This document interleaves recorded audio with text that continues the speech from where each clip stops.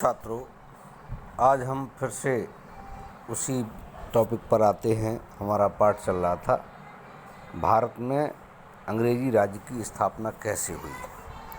तो देखें, हम भारत में ईस्ट इंडिया कंपनी और फ्रेंच ईस्ट इंडिया कंपनी व्यापार का कब्जा करने के लिए एक दूसरे से लंबे समय तक लड़ती रहीं। एक कंपनी इस कोशिश में रहती कि दूसरे को भारत से खदेड़ दे। इसके लिए दोनों ही कंपनियां अपने अपने देश इंग्लैंड व फ्रांस से सैनिक बुलाने लगी। ब्रिटिश ईस्ट इंडिया कंपनी की ताकत बढ़ाने में लॉर्ड क्लाइव का विशेष योगदान है। दूसरी ओर डुप्ले ने फ्रांसीसी कंपनी का नेतृत्व किया। भारत में राज्य और विदेशी कंपनियों की सेना। भारत के राज्य और विदेशी कंपनियों की सेना।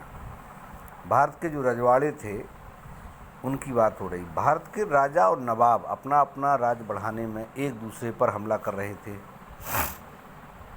इनमें उत्तराधिकार संबंधी युद्ध भी हो रहे थे।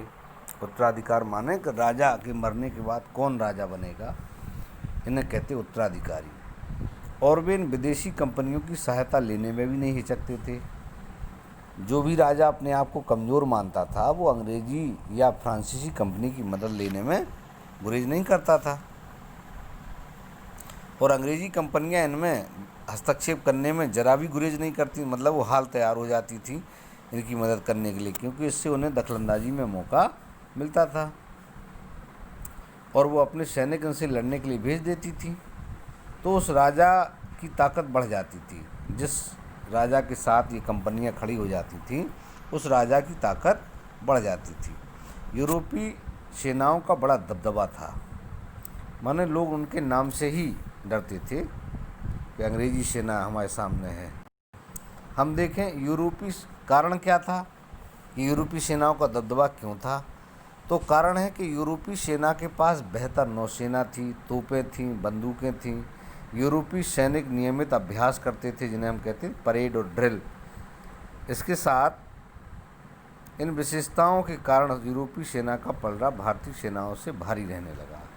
राजाओं की सैनिक ताकत बढ़ाने के बदले में कंपनियां उनसे व्यापार की कई रियायतें ऐंठ लेती थीं। मतलब जो भी विदेशी कंपनी भारतीय राजाओं की मदद करती थी वो भारतीय राजा से कुछ रियायतें मांग लेती थी। राजा जब इन रियायतों को उन्हें देते थे तो निश्चित है राज्य का कुछ न कुछ नुकसान होता था।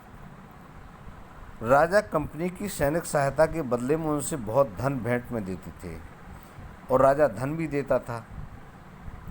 यह धन कंपनी के व्यापार के काम आता था। कई बार कंपनी राजा से उसके राज्य का एक बड़ा इलाका भी भेंट में ले लेती थी। जैसे किसी राजा ने कहा कि भाई हम धन नहीं दे सकते, तो उसने कहा आप हमें बड़ा इलाका दे दो जिस पर हमारा संचालन हो। तो ऐसी स्थिति बनती थी। तो इसमें क्या होता था, उस इलाके के गांव शहर से अपनी लगान वसूली करती थी और लगान से मिले धन से वो क्या है, कंपनी अपनी सेना का खर्च चलाने लगी। भारत में ज़मीन लेकर उन कंपनियों ने अपनी अपनी कोठियों की किलेबंदी भी की और भारत में एक दूसरे से कई युद्ध लड़े। उनके द्वारा दक्षिण भारत के कर्नाटक क्षेत्र में 1746 ईस्वी में 1763 ईस्वी के बीच 3 लड़ाइयाँ लड़ी गईं जिन्हें हम कर्नाटक युद्ध के नाम से जानते हैं। और अंत में 1760 में वंडीवास के युद्ध में फ्रांसीसी अंग्रेज़ों से परास्त हो गए और सिर्फ व्यापारिक कार्यों तक सीमित रह गए। मतलब उनका जो राज्य में दखलंदाजी थी वो ख़त्म हो गई। अब वो फ्रांसीसी सिर्फ व्यापारी बनकर रह गए।